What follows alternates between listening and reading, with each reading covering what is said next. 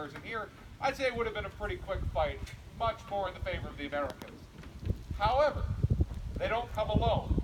They come with about 600 Native Americans and French-Canadian militiamen. Needless to say, outnumbered 10 to 1, the American garrison doesn't have much of a chance.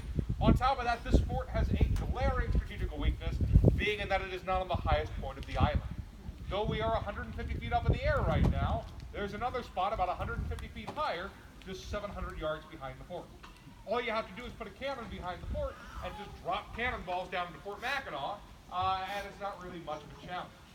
And so the American garrison, waking up in 1812 to find British cannons pointed down their nose, does the logical thing and surrenders, both to spare the American garrison and for the potential that the battle could overflow from the fort and down into the village of Mackinac, resulting in the deaths of hundreds of civilians. So the British will occupy this fort. Now, that's not to say that the Americans won't try to take it back, and they do in 1814. See, the War of 1812 does not go swimmingly for us in the beginning, but by 1813 it starts to turn around a little bit.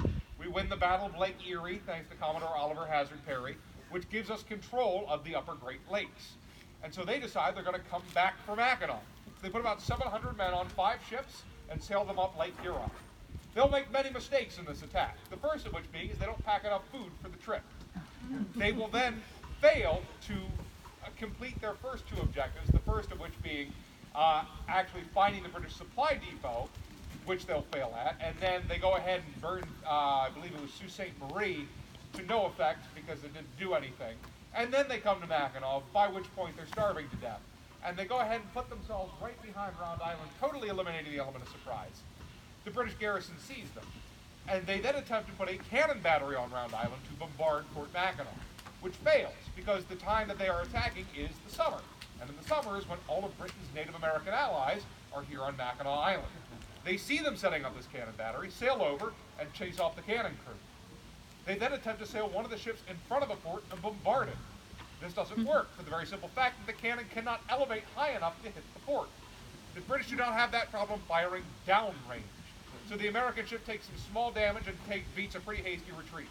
Several days later, they sail all the way around to the back of the island, exactly where the British had landed 2 years prior, and land their force and attempt to march over the back of the island. However, the British had kind of expected this move, and as soon as they get word that the Americans have landed, they rush the entire garrison out to intercept them, which they do.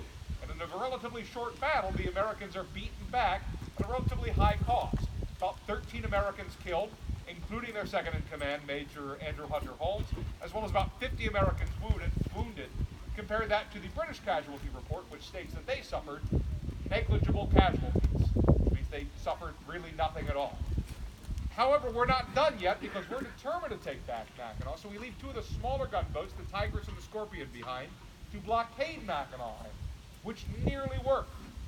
However, the British here get desperate enough to sail out in the middle of the night, attack the first ship, and take it within minutes.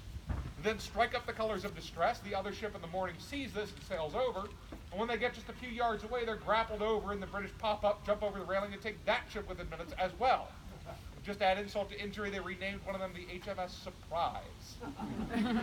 But that will end the American blockade of the island, and it's also going to end our last attempt to take it back. However, thanks to the Treaty of Ghent, which ends the war, pretty much all captured American lands are returned to the United States, and all captured British lands are